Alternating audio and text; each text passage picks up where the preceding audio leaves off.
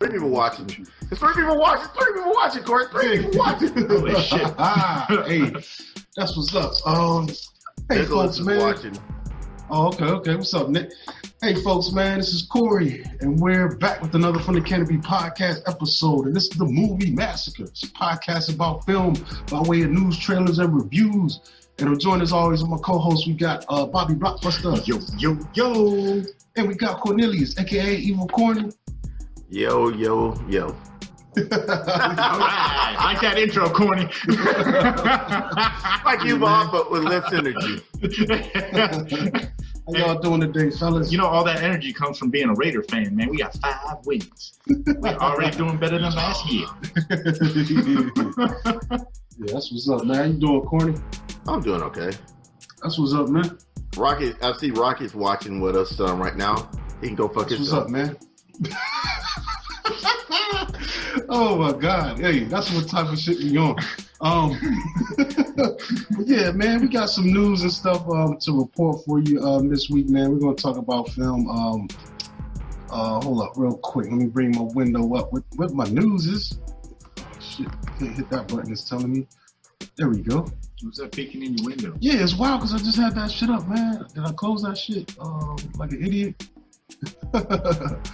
But anyway, my first story is concerning AMC theaters, man. And apparently they got a great response to that rental theater program that we talked about a few weeks ago, man. So allowing customers to rent a theater for private screenings.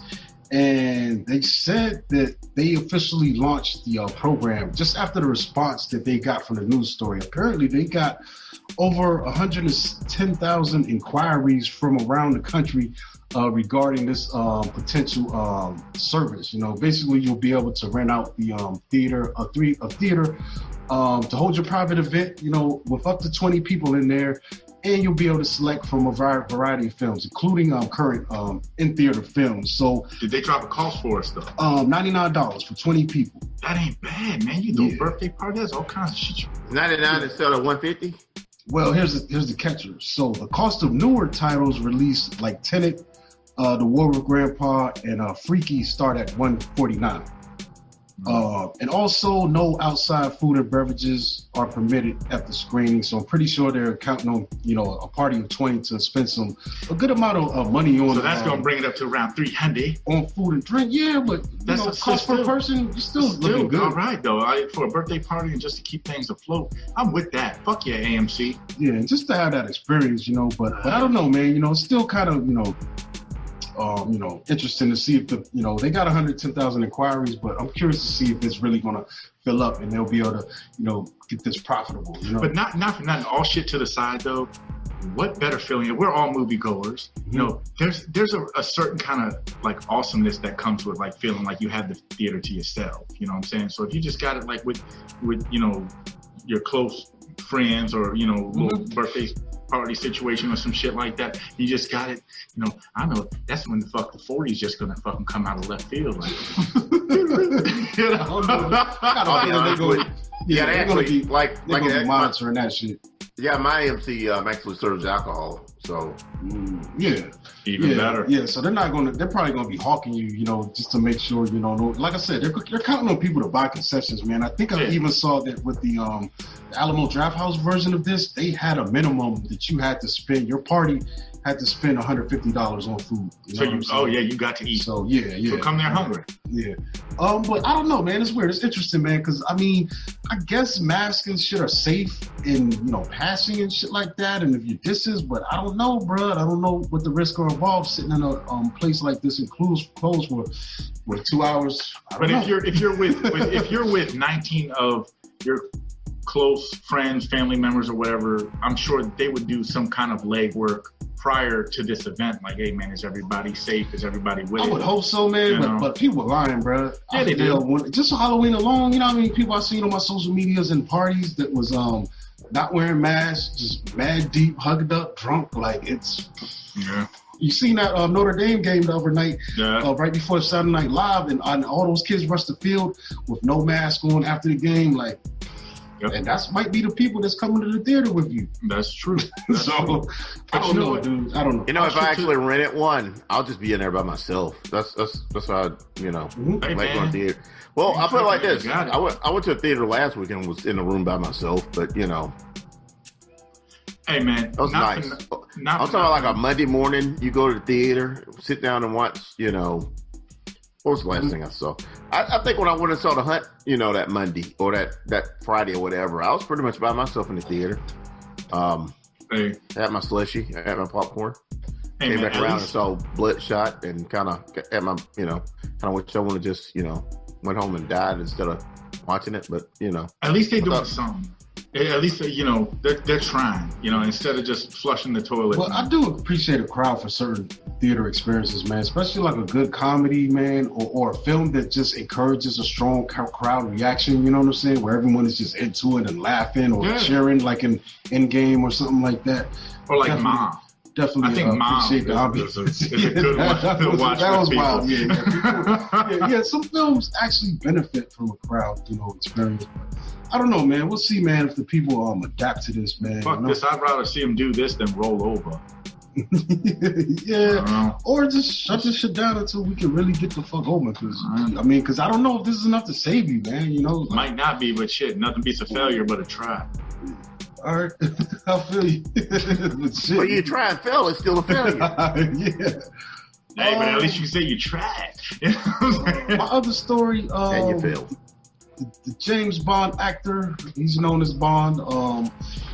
I don't know if he was the best Bond, but he definitely was the most iconic Bond. He's the face you think about most when you think of Bond. But he passed away at the age of 90. Dang, I didn't know he was that old. I knew he was old, but yeah, dude, it's crazy, son. A man's been in theater for a long time, like longer than I've been on this earth. You know, on movie screens and shit, man. Played a lot of really crazy, iconic characters. And it came as a surprise, dude. For real, you know, it just came out of nowhere. But 90 years old, it's not hard to imagine that this guy's about to check out. Yeah, but still, man, yeah. Sean Connery was dope. Just real quick question. What is both y'all favorite Sean Connery film? Like, just off out the gate. I don't know, blind films or all of them together? all. I might have to look up a list. Keep going. I'm up. One of my favorite roles that he played was in Indiana Jones' Last Crusade. Yeah, I love what he did.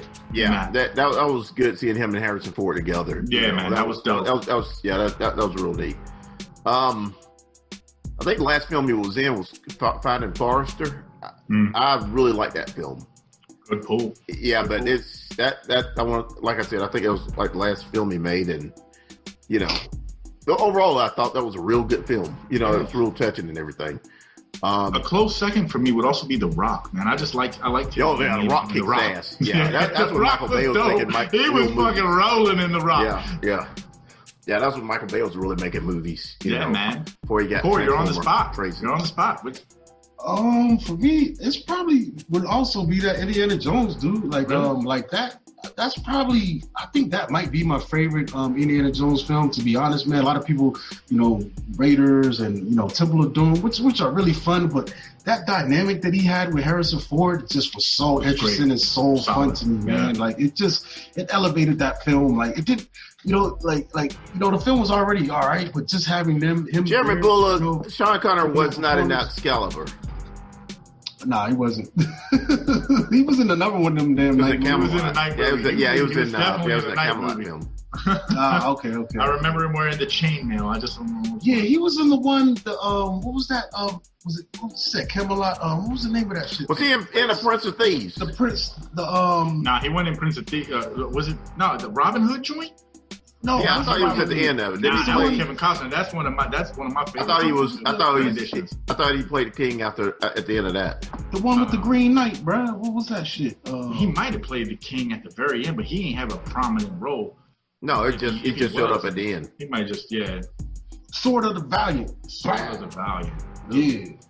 Ugh. That was based He on just a made that comic movie strip. up. I never heard of That's it. real, dog. That's the what one he where was- he's just wearing the chainmail Yeah. and his face is sticking Yeah, out of he's it, got right? the Green Knight shit on. Yeah. I don't think he was the Green Knight, but the Green Knight's in that movie. That it had that blonde. Oh, Prince Valiant. Was that the dude from Great American Hero? That was the main actor. I think so. I think I'm right, bro. Yeah. Y'all don't even know, but You're out here dropping these jewels. I wasn't ready. That's a late night.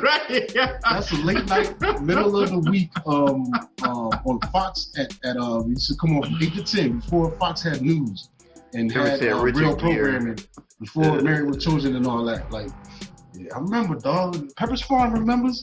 No. I probably didn't start watching until the Bundys came on. Honestly. Yeah, man. But I don't know, man. I feel like I'd be doing a disservice if I didn't bring up the controversy regarding this man that, Sean Connery, the Sir Sean Connery, did have this crazy, unforgettable interview with Barbara Walters where he said it's okay to smack women up.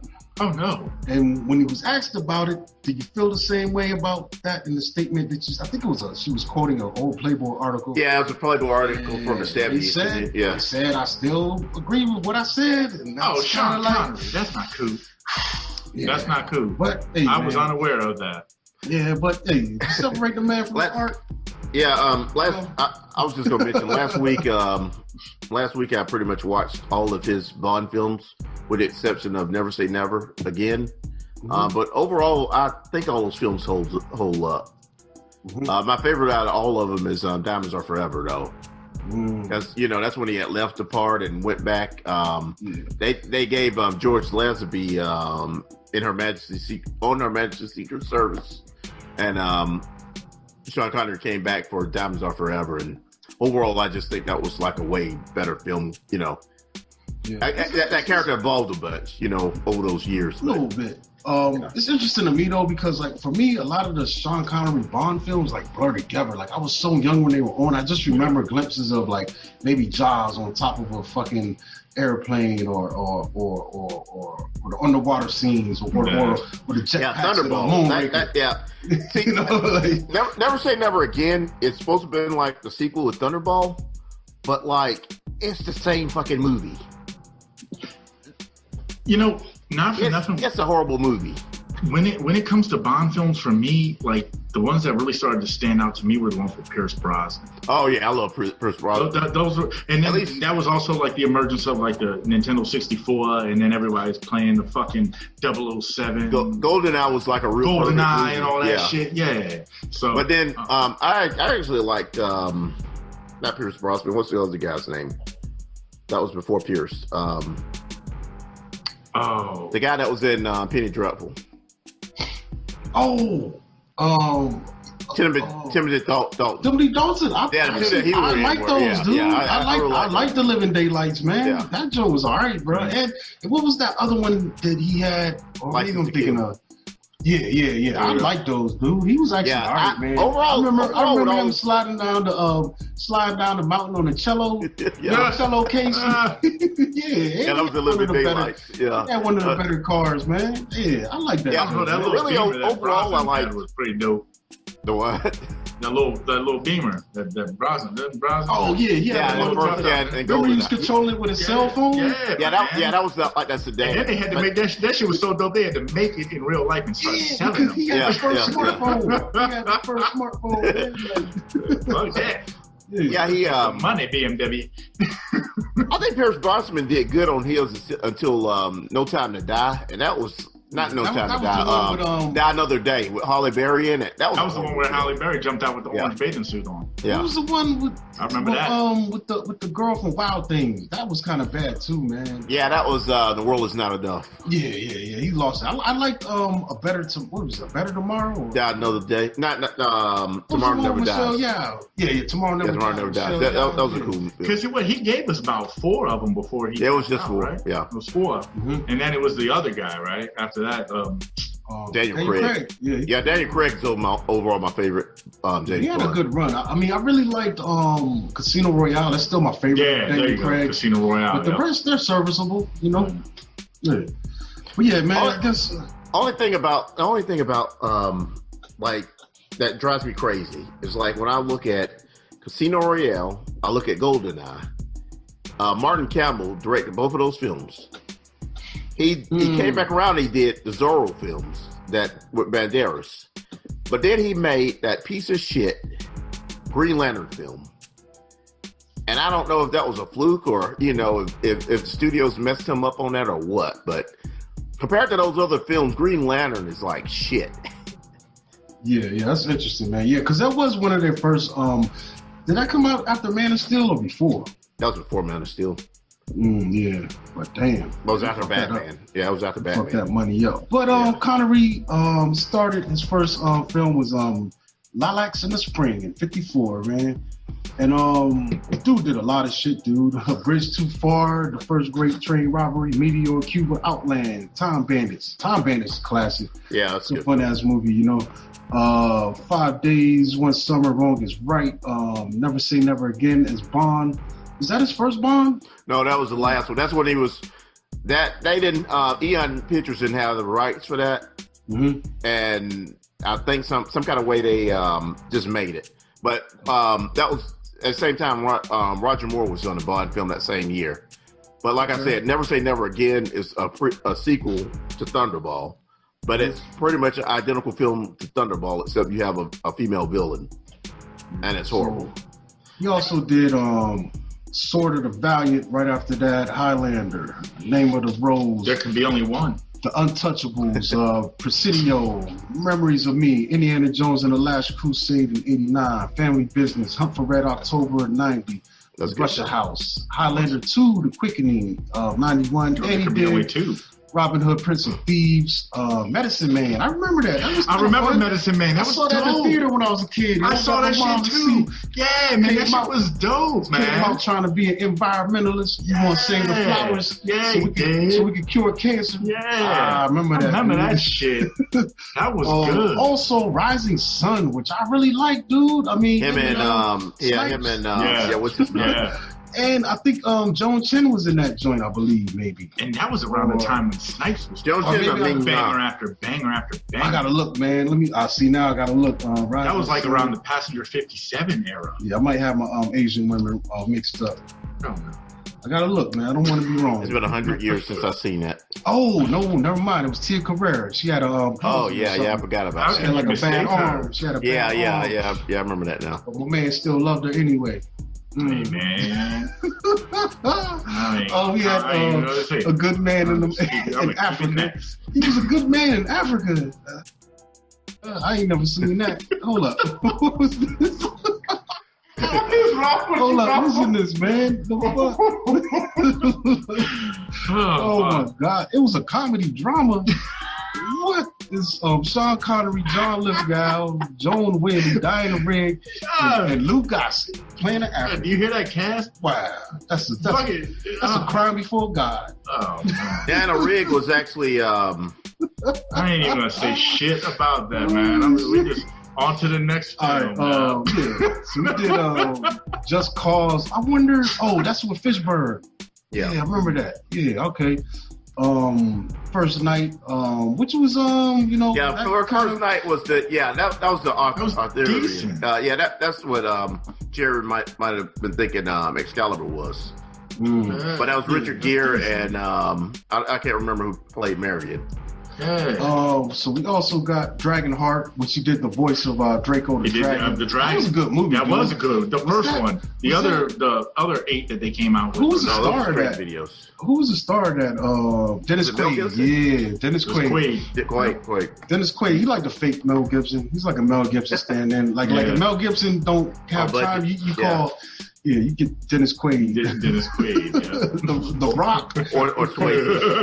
The Rock, yo. The first time I saw The Rock, I was on acid, bro. That was my first acid trip. And, bro, that scene where, my man, what's his name? Michael Biehn and them was in that little bathroom. He was like, stand down. And then he just started opening the fire. Dog, that was so emotional for me. I was watching that shit like it was. I can't even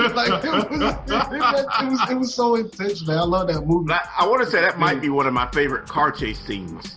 When Nick Cage is after him, they pretty much tearing up vehicles.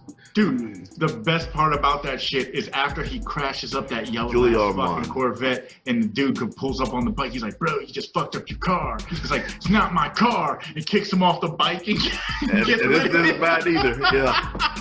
Oh my God. So he did also the Avengers in '98, which is not the Avengers that everybody thinks of. This is Ralph Fiennes and Uma Thurman. based on the old TV show from back in the day.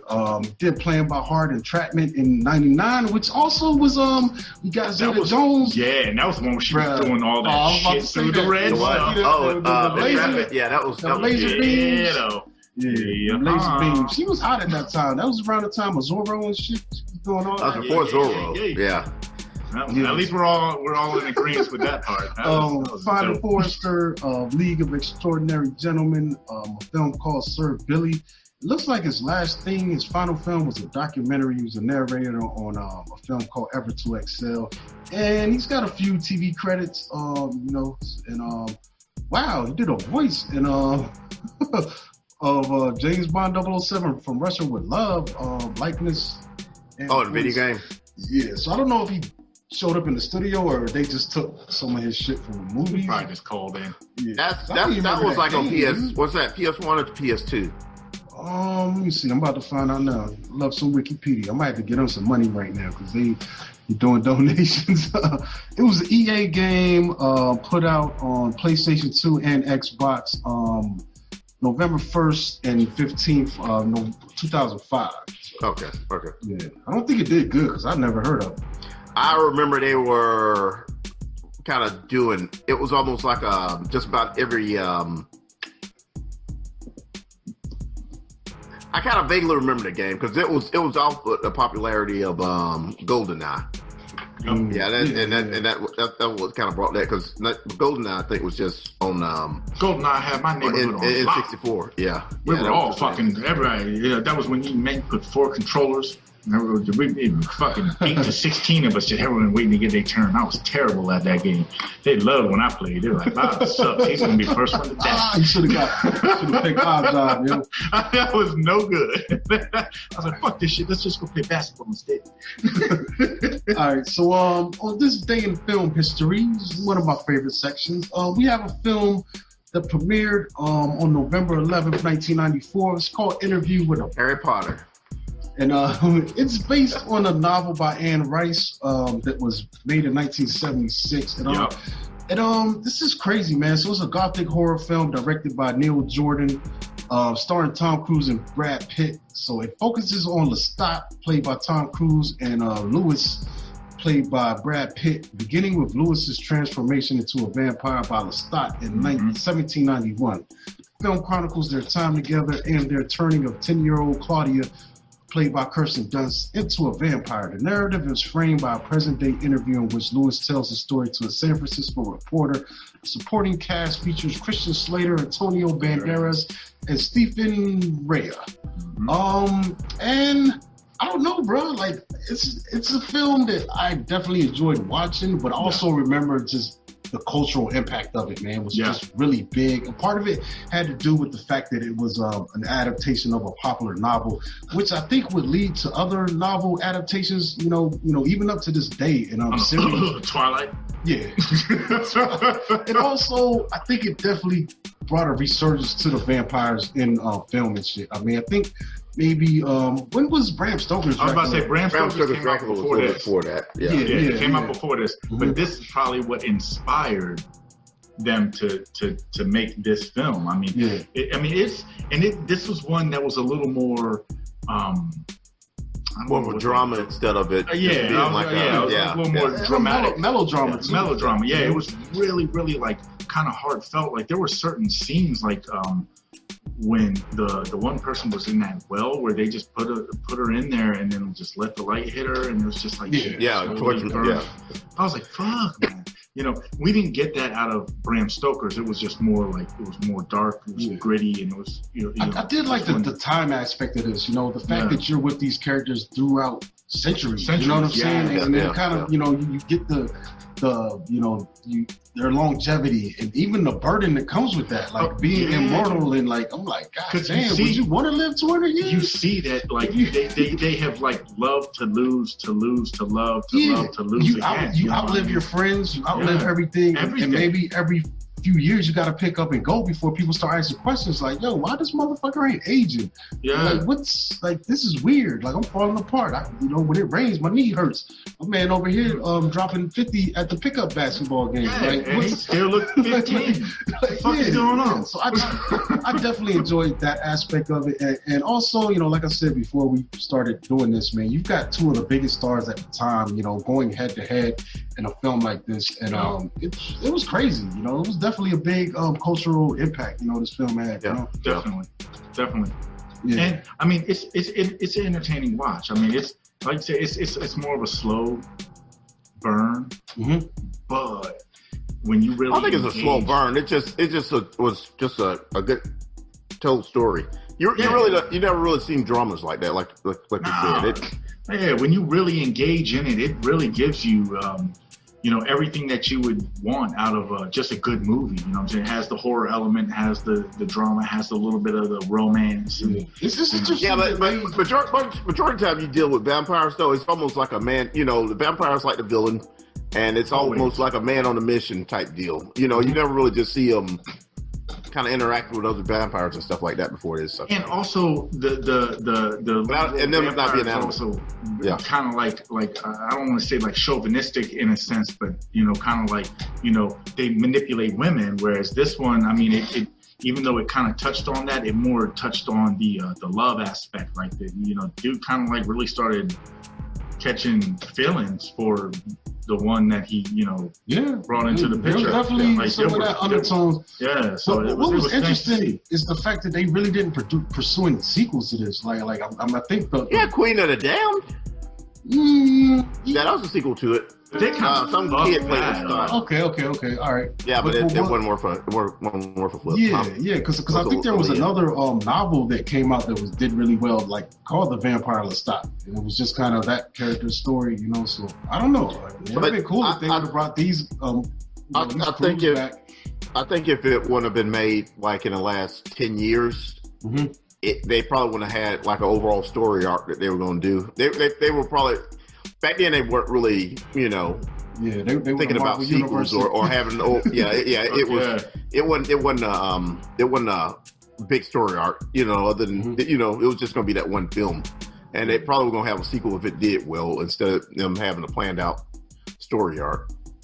I think that series will probably do pretty good on television. Yeah, if you stretch it out. But then you got things like now 6 to 12 seasons out of that. The shows they got now that Vampire Diaries, and I think there's a spinoff of that are kind of covering similar material. So and they've got big viewership. A couple first seasons of True Blood were good until they I think True Blood too.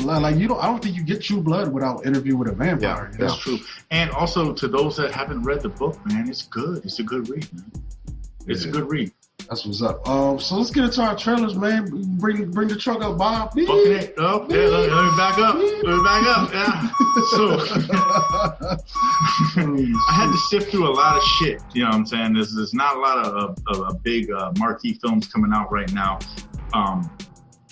And I say that because of this. We dropped a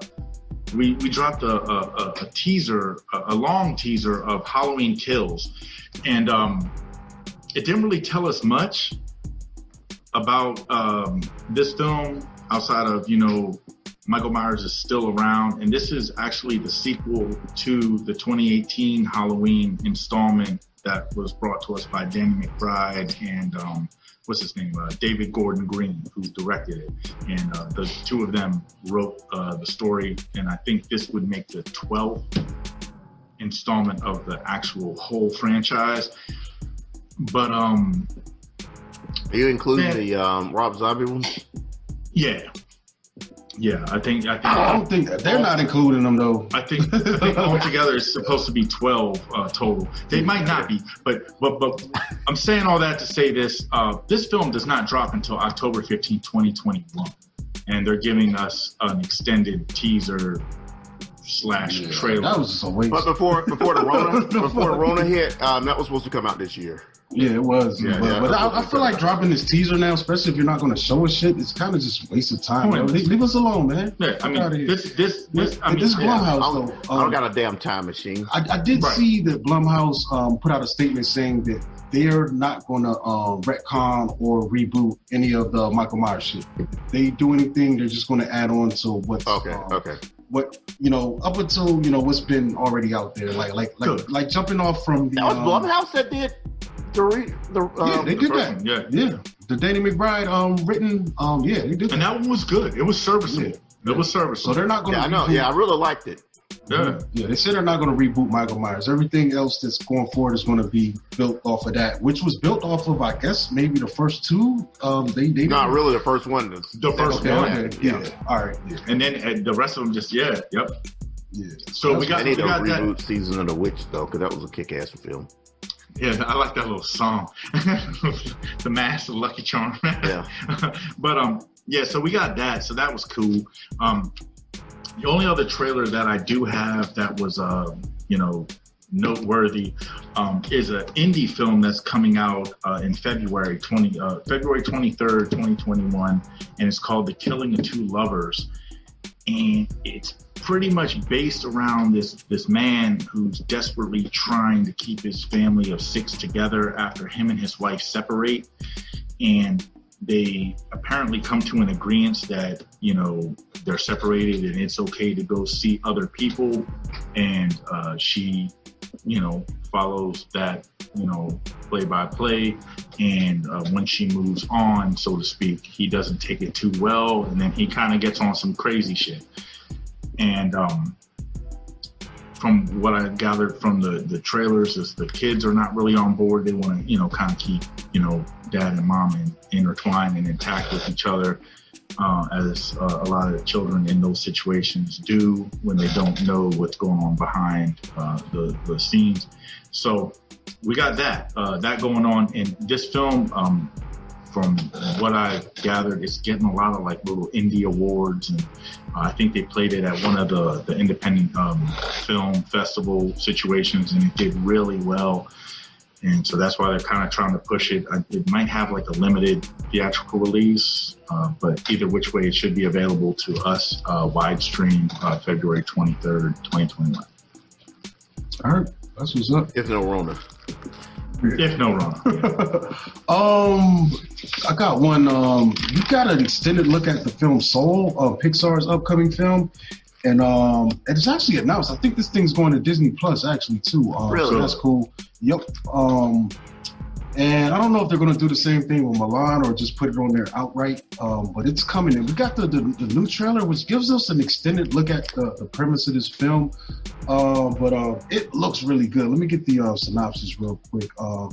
So it follows a character named Joe, who is a middle school band teacher whose life hasn't quite gone the way he expected. His true passion is jazz, and he's good. But when he travels to another realm to help someone find their passion, he soon discovers what it means to have a soul. So it looks like in this film, he is moving about this daily life, and he falls through a manhole, which ended up killing him, and he steps into the spirit world. But it looks like, based on this extended trailer, he's going to be interacting with the real world too. So it looks like he's falling into, purgatory. Looks Dad. Sorry. But he doesn't belong there. So he's kind of fallen between the cracks in that realm. Ghost Dad. Yeah, a little Ghost bit. Dad, right? That's fine, but the Bill Cosby right? But he doesn't have any children, so I don't think it's exactly Ghost Dad. But he is a ghost that's come back to interact with the real world and try to, get back. So I guess he's feeling like, he doesn't belong here. And I guess there's another soul in here that he ends up helping. But what I really like about this trailer is you do get an extended look at his day-to-day shit. And you see him in the ghost form, interacting with the living world, man. And this thing looks good, dude. So I think, like I said, this is going to go to Disney Plus. I'm not sure if it's going to be a rental or if it's just going to be included in the subscription. They might roll it out like Milan.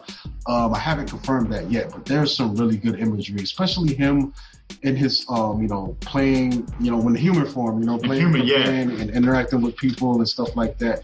And Pixar said a lot of this film is going to be that, even though we're seeing his ghost character a lot, but they said a lot of it is going to be him and it's his regular everyday shit, or him coming back to interact with the living world, man. So I'm looking forward to this. It says start streaming December 25th. So. Oh, Christmas Day. That's gonna be my Christmas Day movie. Not for nothing. Gotta go to the theater. It looks like it has a fucking high, like, emotional compass. Yeah, man. Like, just looking at the trailer, though, it looks really. I mean, they know how to pull the heartstrings a little heavy. Yeah, you can't make a film called Soul and not have none. Yeah, that's true. Yeah, but it looks really good, man. I'm looking forward to that. All right, that's all I got. Yeah, I just had, like I said, I had my. Oh, okay. That's it. Well, let's get into I haven't seen any trailers at all. There's no hope. Yeah, you don't like trailers though. But let's get into these. Yeah, you walk out. That's when you go get more concessions. Nah, I was just doing that for like the middleman. And that one dog movie. What the fuck was that dog movie? What's that dog movie, Cory? Alpha. It might have been Alpha. Alpha. I see Alpha. And then there was the one. It was the one that was like the robot dog too. It was like the first dog Alpha, and then it was the was it RPG or something like that? Or look it up, yo. I think Cory watched it because that kid was like on a dirt bike and Axel. Yeah. You know what I typed in to find that? I typed in dog movie Becky G. Yeah, Becky G's in that, man. Yeah, don't sleep. Becky G's cool. I remember early when we started doing this, Corny made it a point to say there are 3 trailers I go get concessions on, and it was fucking Venom and those dog movies constantly. Yeah. Hey, I tell you another one that it was like I was hating the trailers for not Gotham Knights. What do you call it? The Harley Quinn film. Birds of Prey. Yeah, I was if Birds of Prey or like any of those X-Men films like Phoenix. Yeah. Oh yeah, Phoenix. Yeah. If I saw the beginning of that trailer, I knew I had to go. I could go to the bathroom. I need to refill the cheese in my nachos. Yeah. That movie was bad, man. Phoenix was some shit. You know what? I told y'all it was gonna be horrible. It was some straight doo-doo trash. How did you like New Mutants, Cory?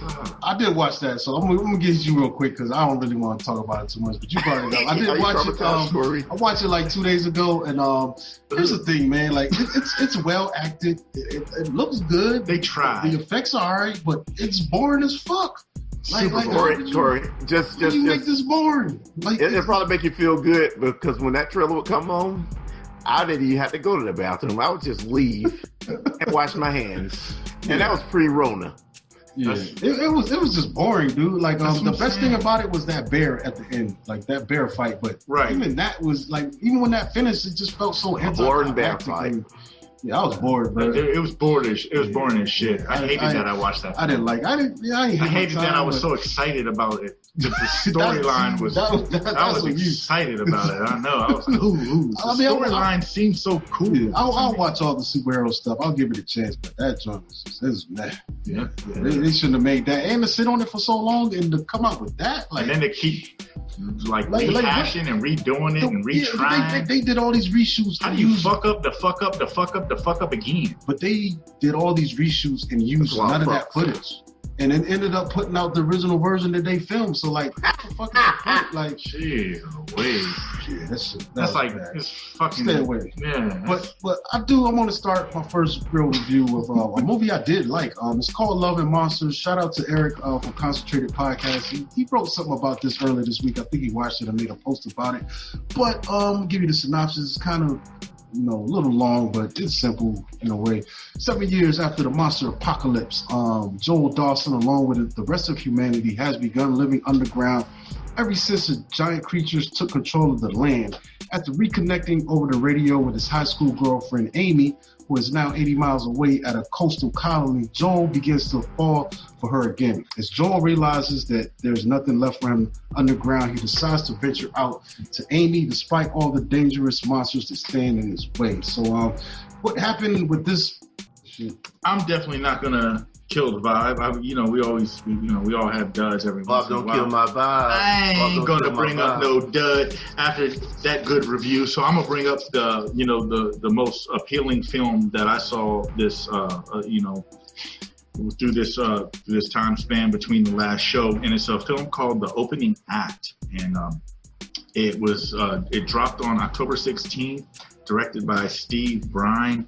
And first thing that stood out to me about this film was the cast. Okay, it's fucking stacked. So you get Jimmy O Yang, you get fucking Cedric the Entertainer, Bill Burr, Jermaine Fowler, you get Ken Jeong, just to name a few. I mean, like I said, it would have took up my whole fucking note sheet to bring off all of the the comedic talent that is in this film.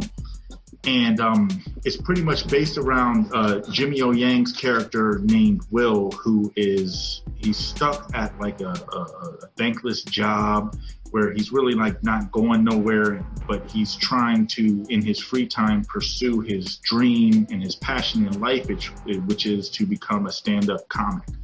And he gets a slight opportunity to be the MC at a pretty like prestigious event in a surrounding neighborhood or town or whatever, and he gets to also get the opportunity to work with his favorite comedic actor. And as things go, he kind of starts to realize like that that life that he's trying to pursue might not be as simple as he expected it to be. And one thing I'll say about this film is it was a great mix of comedy and reality. You know what I'm saying? It gives you a really good behind the scenes look at what these individuals have to go through when they're starting underneath the basement. You know what I mean? Like the grit and the dedication that really goes into standing up on that stage and this is the one, the trailer we talked about. Yeah, a couple weeks ago. Yeah. And I fully like salute Jimmy O Yang for his performance. I mean, he took his lead role and he hit a home run because it's very heartfelt, and you feel that pain. We've all seen some form of a comedic act at some point, whether you go to a club or watch a show, and you see when people get booed off the stage or when they get just kind of like funny people. Yeah, but way deeper. This one was way more realistic, I feel. It was like Funny People in a sense, but it didn't have that like second film ending. Punchline. I haven't seen Punchline. That's the one with Tom Hanks. Yeah, they had lockers. Yeah. Haven't seen that, but this one it really carries like a great message. Like, you know what I'm saying? Like, you can never follow your dreams if you don't take the first step. You know what I mean? Like, you feel it's just that simple. And man, I really fucking enjoyed this film. Like, I would give it a strong 4 out of 5. And it's a short watch. You might get a whole hour and 30 minutes, if that. A lot of fucking, like I said, it's a lot of comedic value, but it's also so like real life. You know what I mean? To anyone that's like following that career path, you know what I'm saying? It would be a good indicator of what you would expect to see in that lifestyle. And I thought that was really cool, man. It was just really cool. All right. What you got, Corny? Okay, are you watching Agents of S.H.I.E.L.D.? Yeah, it is on in the background. Huh. I think that's season 3, though. Probably okay, going into season 4. Yeah, I see right there. Yeah.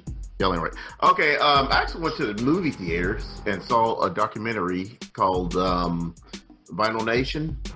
It was pretty much about the resurgence of vinyl.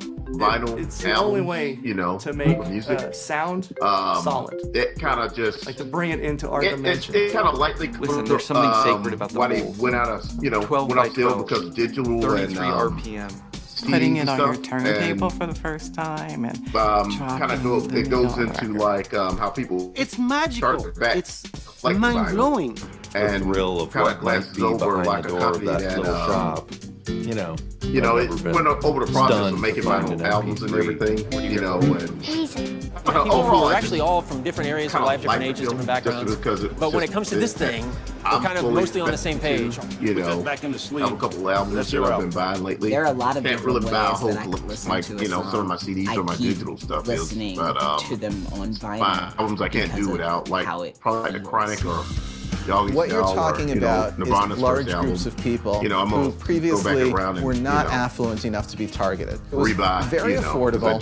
It sounded great. And then, of course, by the 1980s, the coming of the CD, record sales begin to fall off a cliff. Did you like, your vape? It's here. Why change it? It all came crashing down in the Napster era. People would bring in all the records, and on top of the pile would be... Oh, you know what, though? That overall, it just, and there was a lot of just personal...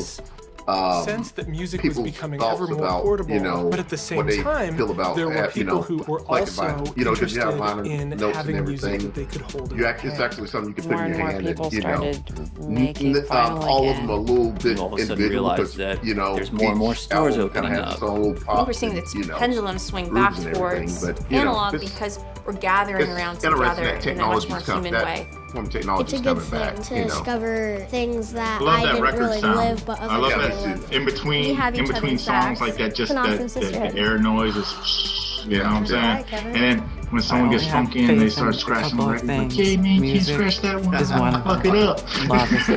every record ain't scratch worthy, motherfucker. I do have a recommendation though. If you like that, there's also a documentary called Cassette. So I think it might be on Amazon Prime right now, but it's kind of like what you were saying, but toward cassettes, the culture of the cassette, the history of the cassette, and the fact that cassettes, kind of came back a little bit, and the fact that, some of these artists are doing small runs on cassette albums, and there's actually clubs and groups, just like with the vinyl that were, that are out there trying to keep that alive, that culture and that, that experience. And it's because the cassettes are the one thing that drive me damn crazy because you could have a cassette play. Well, vinyl would kind of last a long time, and CDs last a long time. But like those cassettes, you could be listening to like your favorite cassette. One of mine was like MC Breed. I was listening to MC Breed one day and was in my car, and all of a sudden, you gotta get mine. Gotta get yours. But I'm listening to MC Breed one day, and like all of a sudden, my cassette player and my, tape. I guess they had a disagreement on something. So next thing I know, I had tape coming out of everywhere. That, you ever see that when you drive, and that will freak you the fuck out. I think Biggie said it best. You let your tape rock till your tape pop. It's wild. I had a tape pop the other day because like lately I've been jumping on Twitch and playing games and just playing these old mixtapes I got, and I'm sitting there playing one of the tapes and the music stopped. I was like, this ain't the end or nothing. And I pulled the tape out and immediately there was no tape in the middle. It definitely popped. It ran through. I mean, I know I could fix it, but I didn't want to. Oh yeah, number 2 pencil, man, and some. But that all depends though, because it depends though. Yeah, you almost had to have some tape to. Yeah, because some of those tapes were. Yeah, like a VCR tape. Yeah, you got. But some of the tapes were glued together, so you can't take them apart unless some of them have screws. But the glue ones, you're stuck. You can't. I mean, unless you could maybe use a pencil to try to wind it back out to get to the point where you can pull the tape out and then go to Michael's, get a hot glue gun. And shit. It was. I'll tell you, back in the day, my dad had like a reel-to-reel player, and that's one of the things that, like, when my parents got divorced, I kind of wish that he would have kept at the house, because you're talking about somebody that would just. My dad and his reel-to-reel player was like how people are with iPods right now.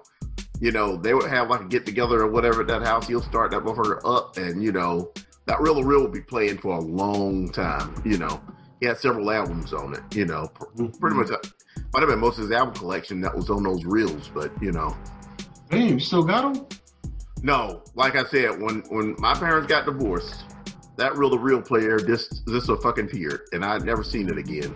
Damn. But that was he when he was in the Army. He had got it when he was in Germany, and yeah. Yeah, that's wild, man. All right, so what you got next, man? All right, so the next one that I have is a film called Spell, and I don't know if I brought the trailer up. I think we did. I think we talked about this. Yeah, Ghost from fucking. Yeah, Ghost from fucking Power. Power. Yeah, something voodoo happening to it. Some hoodoo. Yeah, you mentioned it like last episode, didn't you? I said, okay, cool. You know, my memory ain't as good as it used to be when I was younger, but you know, I don't know. Now you see why I don't vape on fucking camera. Dude, ain't nobody gonna stop you. It's not like Cory goes knocking out your hand or anything. No, you probably gonna take it. But no, nevertheless, I watched Spell and it dropped on October 30th, and this is like, it's your run-of-the-mill film. I don't want to say like it's not bad, but it's not good. It's not breaking no new ground. But it's also not like shaking no feathers either.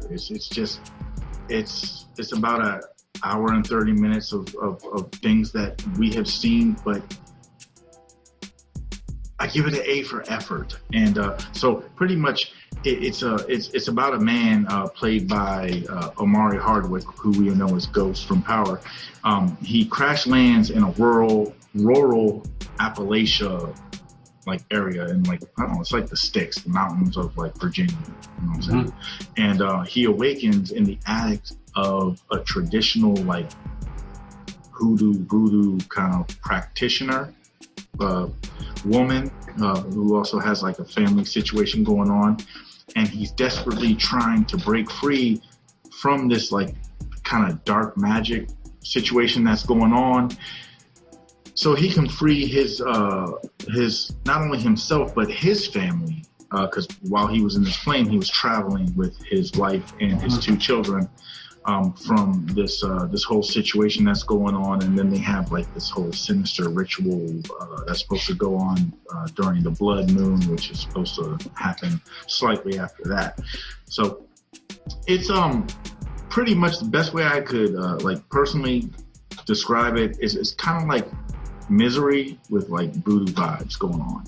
And you know, like that's like it was sound like a voodoo Misery or some shit. Yeah, that's what I just said. My bad. I was looking at the cast and shit, man. It's Misery with the voodoo going on. But what I will say is this: Loretta Devine gave an A++ performance. Yeah, I did see that she was in the cast, and that's got me a little bit interested. Performance. I love what I got out of Loretta Devine. She was magnificent. She commanded the screen and she did her thing. As far as what the structure of this film brought to the table, and I give A for effort. For everyone else, it was kind of hard to take Hardwick serious because it was times where he felt like he was trying too hard, but situationally it kind of fit in. So cool, A for that. And there was a certain element of creepiness when they started bringing the voodoo aspect into it when it came to like the structure of the dolls and what went into making them and everything. And you know, it was, like I said, it's not a long watch. It's I would give it a 2.5 out of 5. So I don't think it's worth a validated theater experience in these times that we're living in, but it's definitely worth seeing at least one time. Just say, hey, fuck it, I saw it, because it's better than a lot of the other horror films that we've been, you know, given over the past few months, just because of the energy that was put into the concept and everything that was going on. Like you can see as a viewer how much effort everybody is putting into their roles, and I appreciated that. And like I said, the doll aspect was a little on the creepy side. So, and A+ to Loretta Devine, because she just fucking made me smile every time I seen her on the screen. I was like, man, she is killing it right now. So, Spell, man. All right, that's what's up, man. Hey, Cory, I just was thinking, you got that hood on like you Darth Sidious or something. What's going on with that? Dark Monculus.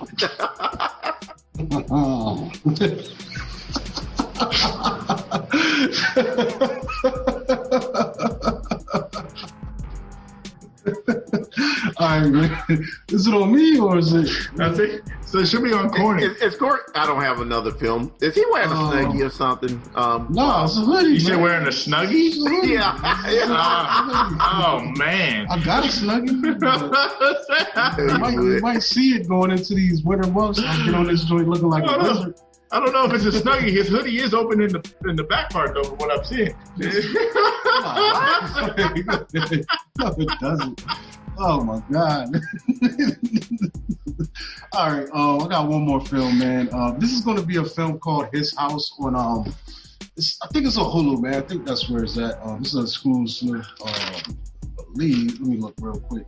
Check and confirm it. It's asking me to log in. Thank God for autofill. But yeah, I think it is on Hulu.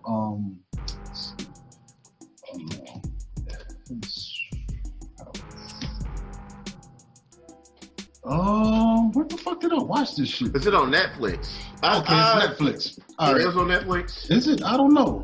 I didn't know I was able to watch it. What's it called? His House. His House. Okay.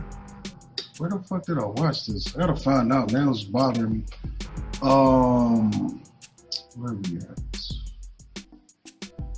Yeah, I know it's on one of these streaming. Yeah, it is Netflix. Okay, it is correct. Netflix. Yeah, that's it. So typically, like, I mean, you might have heard me talk about this shit before, but I'm not the biggest fan of ghost stories. I just feel like the premise is all the same. You know what I'm saying? There's a haunting. Definitely. And then the motherfucker ghost be like, it's like, yeah, I'm mad, I'm sad, so I'm gonna haunt you. And then the people, and then the people in the house find out what's wrong with him, and then the ghost is happy and leaves him alone. Like that's. I mean, or he decides to take one of the kids. And honestly, this kind of has the same premise. But what made me interested in this film, to be honest, was the fact that it has Wunmi Mosaku in it, and she plays Ruby on Lovecraft Country. So that, perked me up a little bit. So I'm gonna give you the synopsis. So a refugee couple makes a harrowing escape from war-torn Sudan, but then they struggle to adjust to their new life in an English town that has an evil lurking beneath the surface. So basically, they're refugees and they go to England. They escape, this country in Africa, South Sudan. Civil war is going on, so they're getting away by the skin of their teeth. It might as well be them running away like in a Hotel Rwanda. And they get taken in by the British government, who puts them up in a house. And this house is shitty, bro. It's almost like the house from Coming to America when the dude fell down the stairs. Don't try that falling down the stairs shit with me. And the dude farted. And he was like, it's a shame what they did to that dog. So the house looked like that, but they move in, they're happy, man. It's better than getting shot at and getting killed and shit and butchered. So it does have that going for it. I will, concede that, but it still follows the same ghost story, typical thing. The ghost shows up and they're like, what the fuck, what's going on? But one thing that this thing does add is the fact that we do get flashbacks to their country, so we see that struggle, what they came from, and how that translates into what's going on at this current house. You know what I'm saying? And as well as them dealing with the bureaucracy of that shit, man. They've got officials that come through the house and try to help them settle in, but they're not really that helpful. They're just kind of just checking the boxes. It's like a racial type vibe happening in there too, isn't it? A little bit. I think I saw it in the trailer. Yeah, a little bit when the officials come around. It's definitely, you can tell the officials don't really like them, but they're just there because they have to make this stop and do the job. But you also get the sense that they're not being as helpful to these people like as they could be. You know what I'm saying? And it's really well acted and directed. But for me personally, I'm just not the biggest fan of the genre. And the thing is, I've seen people really raving on this. So I do encourage you, if you do like, this kind of material, definitely check this out, man. Because, if anything, the performances do stand up. And I think it's dope that they do revisit the atrocities and the trauma that this couple fled from in their, home country. You know what I'm saying? And it's on Netflix, so you're already paying for it. So I'll definitely say check it out. You know what I'm saying? And it's cool because at least with Wunmi, she's actually a British actress. So you actually see her closer to her original, form and dialect. You know what I'm saying? Nice. And even though it is, she's putting an African accent, so I'm not sure. I haven't really heard, speak in the interviews, but I have heard that she does have a British accent, and maybe that, some of that comes across, in this film as opposed to what she's doing in Lovecraft, where she's, doing a Black American woman's, voice. But yeah, it's out there, Good shit. So, it's funny how we're on the same shit. I have a film that follows pretty much the same genre that Core hates so much. It's called Come Play. And it is one of those overused concepts, but, it was good. It pretty much revolves around two parents that are fighting to save their autistic son from a mysterious creature that's using electrical devices, kind of like a poltergeist, to communicate with the child, and then like the Changeling, you think? Yeah. It's kind of like we're just writing notes on recycled paper right now, but this one was entertaining enough because it was able to have the subtle changes and just slight misdirections that it would take to make a film that follows this same fucking footstep entertaining. So I enjoyed it. I would give it a 3 out of 5. It's not, like I said, it's not one to go run to the theater to see, but it's worth watching. You know what I mean? And me personally, I like what they did with the monster. I feel like the horror entity in it looked good to me. It was something that kind of it's striking. We'll put it that way. So, yeah. I was trying. It was around Halloween time, so I wanted to see some scary shit. So did you like it? Or? I did. I would give it a 3 out of 5. It was entertaining. Bob, it's like Bob's trying to convince himself that if he liked it or not, right? No. Yeah, I feel like you. Here's what. Okay. All right. Let me not. Okay.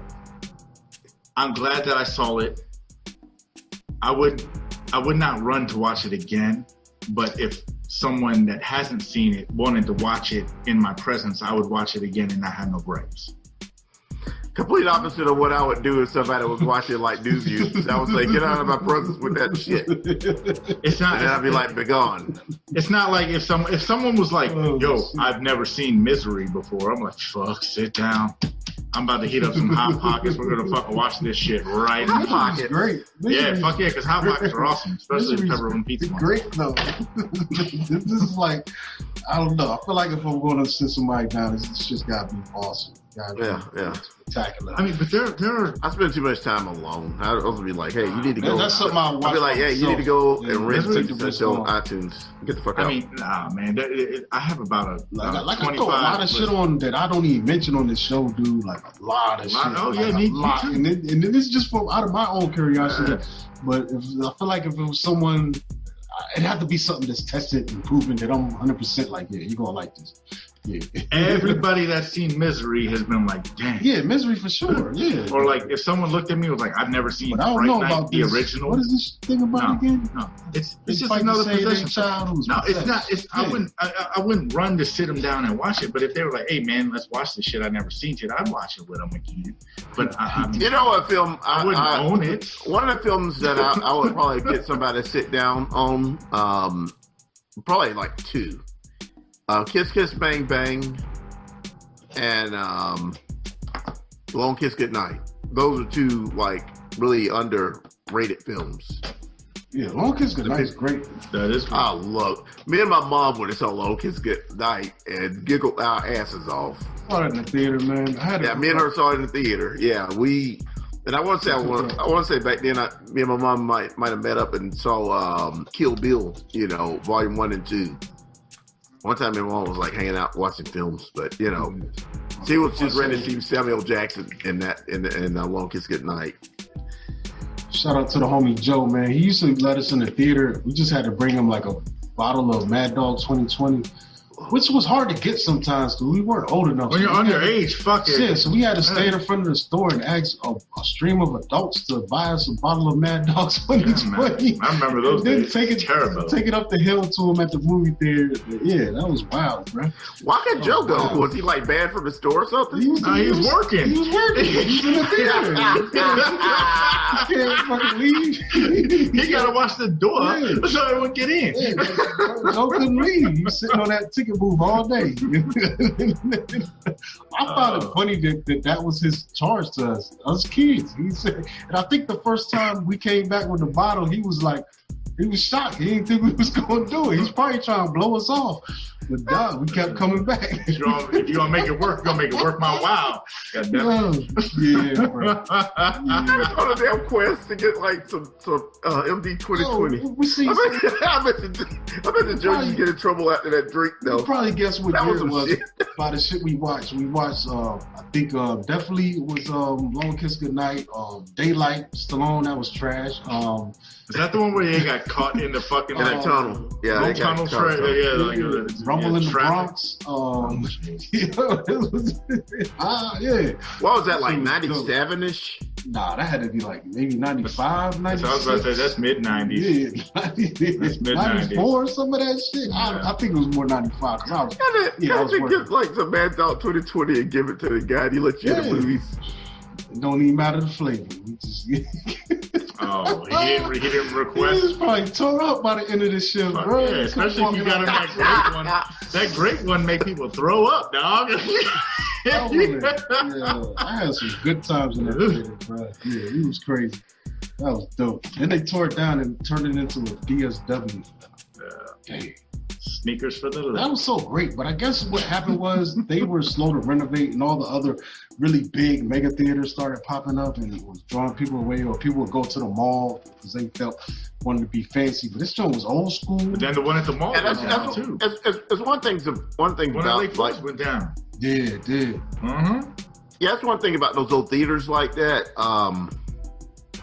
You kind of wish you could buy them when you were a kid, or buy them and like show films in. But when it's like a DSW, even if they just renovate it, that space doesn't look like that theater could fit in that space. Yeah, you're right. That is always real trippy to me. Yeah, because you're definitely looking at, like, when you think about how big those auditoriums were, and so I mean, it was the DSW now, but I think the space was way bigger than what the DSW occupies now. Like, it probably was at least stretched out at least another, movie screen theater length. You know what I'm saying? At least, because I think it was like it had like 8. It was like 8, 9. It was, and then he also had the little arcade section. Mm-hmm. You know the last film that I saw in that fucking theater, dog, was when they brought out the fucking Exorcist. Remember with the one where they introduced the Spider-Man? Really? You was on his list. The last thing I saw in there was Hannibal. Shout out to my homie Kevin Selman. We saw Hannibal like at midnight, hot as fuck. Like, hey man, we smoked a blunt, and that was the last thing we saw in there. And I think did you have to have that MD 2020 when you did? Nah, I think we paid for it. We was just trying to be out and didn't want to go home just yet, so we just went in there and like watched that shit.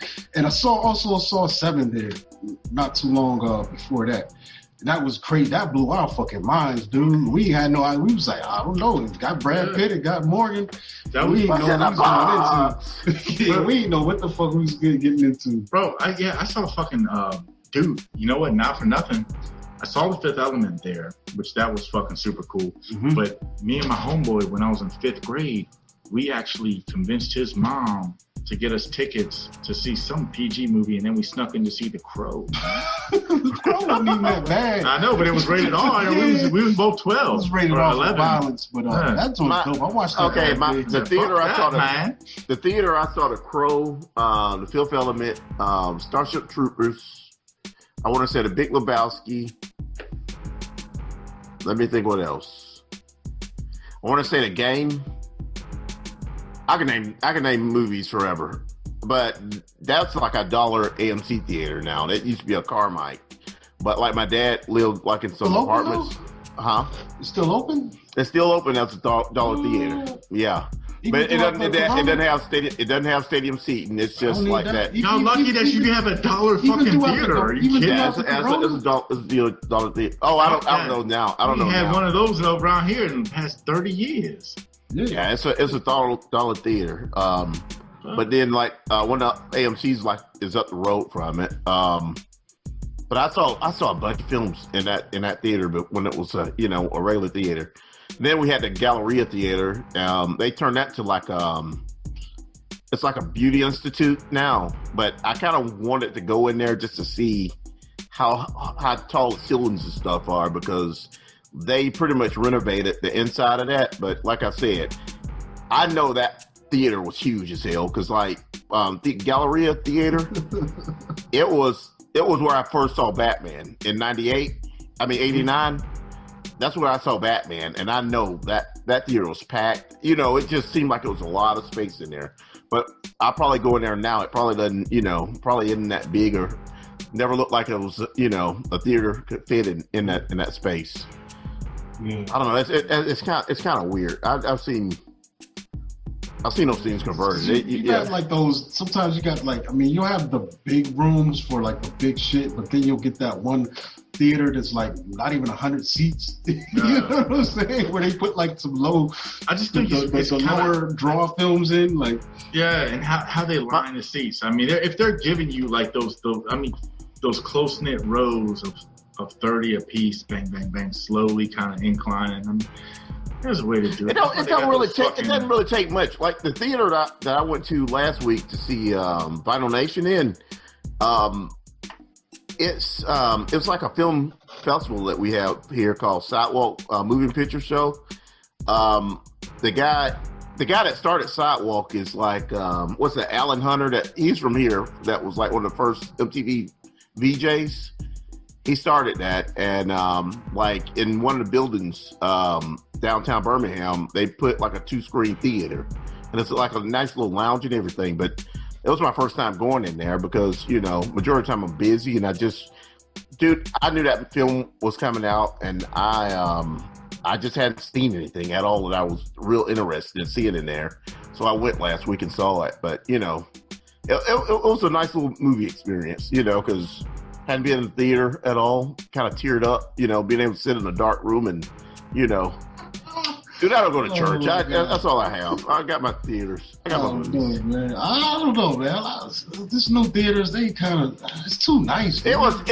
Them shits is too nice. I like a little bit of. Well, I like my feet to stick to the floor a little bit, step on a couple popcorn kernels. Feel a little dangerous. But like somebody be like, "Hey, you're in my seat." It's in the basement. It's in the basement of it's in the basement of a building in Birmingham. But they pretty much fit this in this space, and it's a nice little setup. That's all I gotta say. It's not like my AMC theater. Where like a chain where every now and then somebody come through and just yelling yeah, out of nowhere they just come out and popcorn just falls on you out of nowhere from the ceiling. Smack you with this Twizzler.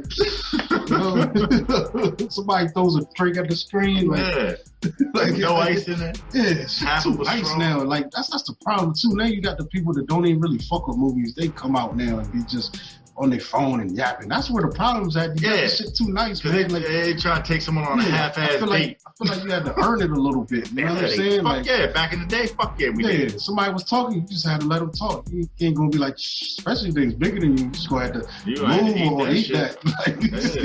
Eat it. I'll be honest though, when everything go back to normal, fling a popcorn at them later on in the line. I'm just gonna say it. I'm gonna say this right now. When everything go back to normal, I wish a motherfucker would talk in the damn theater.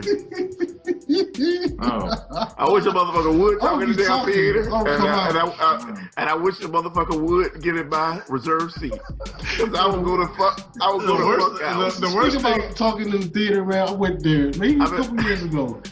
Days of Future Past. That was on. I took my homeboy. He was drunk as shit, dog. He was trash. I don't even know why he came. I was like, yo, fucking, let's go to the movie. He's like, yeah, I'm down. went to the movie. This motherfucker's trash. So we get in there and he's quiet as shit. I forgot what happened, but something happened with Wolverine and Jean Grey. This motherfucker, top of his lungs, he's like, these hoes ain't loyal. And, and the whole theater just bust out laughing. Yo, it was crazy, bro. Like, yeah, I need some of that randomness when I go to kid. Everybody too nice. Just imagine the next person that talks after the road times and shushes without the Rona mask. Oh man! They're gonna clear the theater out. Next time somebody gonna get hit with one of those fucking orange flashlights. Seeing the Avengers Endgame, I know somebody said, "Oh Lord," when Stark died at the end. You know, it was some suffering people at the end of that film. You know where something like that happened too? I was watching that dumbass movie. What was that movie that had the real Navy SEALs? In the fucking movie. It was one of them damn army movies. Oh, I know what you're talking about. I can't. Yo, when they threw that grenade and the one dude hopped on the grenade, this lady just screeched out. It's like, oh my God. I was like, yo, it was like she was really concerned for this guy. I was like, it's just a movie, lady. Calm down. Like, it was just so funny the way, like, I was like, she must have been really into this shit. Cause like, I will tell you this. Uncommon Valor or something. Yeah, I know. One of the times that kind of tripped me out is whenever I saw Green Mile for the first time, and it was like a packed theater. It was like a Friday, and it was like older people, and I was probably the youngest person in that theater. But you talk about some people like boo-hooing at the end of that film. I was like, oh my God, what I got myself? I was sad at the end, but I'm talking about, I know some older people in there crying. They were shedding tears for Michael Clark, but they call the police on their black neighbor tomorrow. What black neighbor? Oh, that was a side of town like that too. Yeah. Like I was probably the youngest and the only black person in that theater too. Hey man, oh wow, dude. Oh, my bad. That's just a gardener. I think we need to wrap this up, man. We're just rambling and shit now. But I think that's it, folks. We're going to catch y'all next time. Catch me at Monkey Blood on Twitter, Instagram. Follow the podcast. You can email us at FromTheCanopyPod@gmail.com. And check us out, FromTheCanopy.com. And I also want to point out that we are now on Spotify, From the Canopy Podcast. I didn't even know. I submitted that shit like last year. I just thought they blew us off. But I looked us up on Spotify and we was on there. So we made it. We on Spotify now. If you got Spotify, I know that's becoming a big home for podcasts now. They got a lot of exclusive podcasts, but we're right there. They paid Joe Rogan millions of dollars. Yeah, we didn't get the 10 million. We didn't get 10 cents, but he got 100 million. Dang. They got 100 million. Yeah, but we're on there. If you want to check us out and listen to us there, because I know some people that are new to the pods, it's tricky to navigate this shit, but we're there, man. As well as Stitcher, Podbean, what the fuck else we on? We out there, man. Just Google us. You'll find a way. Hey, we on YouTube. You're damn ass right. Check us out on now that it ain't crashed no more. You can Google everybody but Bob. Bob ain't on the internet. Just like they said, this is Bobby Blockbuster. You can only catch me on all of those just named platforms that Cory just said. I can't remember them. My memory is not that well. But Spotify is the one I do remember. So high five to that. Other than that, yeah, man. Next Wednesday, bang bang. We're gonna do this again. All right. Wednesday after next. Yeah, Wednesday after next. Well, maybe Tuesday. That's what I said. I said next Wednesday. Y'all said y'all ain't trying to. It's almost Thanksgiving already. Bob will be cooking. Thanksgiving. That's 2 days. Yeah. Get that right. Yeah, 2 weeks we'll be doing that for Bob's kitchen. I'll be at Bob's house. Hey, I might go live. I'm gonna bring my laptop. Hey, fuck it, I'm with it. I might be super drunk, so I don't know. All right, man. I'm Cornelius Bros. You can find me on Facebook, Cornelius Bros, on Instagram, Cornelius Bros, on Twitter at Cornelius1976, where I'll be dissing Trump for not leaving office, and I've been giving him shit lately. I don't know. I need to probably just leave him alone because I'm getting stressed out. I just can't wait until he just gets dragged out of the White House on January 20th. Yeah, motherfucker. Martin Luther King's birthday. That'll be Martin Luther King's birthday holiday. Which also happens to fall on my birthday. It's 2018. Has anybody just quit early though? Oh, I'm thinking Martin Luther King Day. I'm sorry, man. Like I feel like if I was a bad president and I was losing, I would just leave now. Just turn my phone off. Yeah, tomorrow they gonna come to work like Mr. President, and I'll be like gone. I'll be like Cartman. Fuck you guys, I'm leaving. Yeah, I'll be gone. Like what the fuck? Yeah. And I'm also on TikTok at Cornelius 1976, and I will be at my house trying to watch movies and shit. You know. Oh shit, corny cursing. Oh, ooh. Tell you, Ozzy. I thought I've always been cursing. All right, man, we out of here. Peace. I kind of feel like guilty about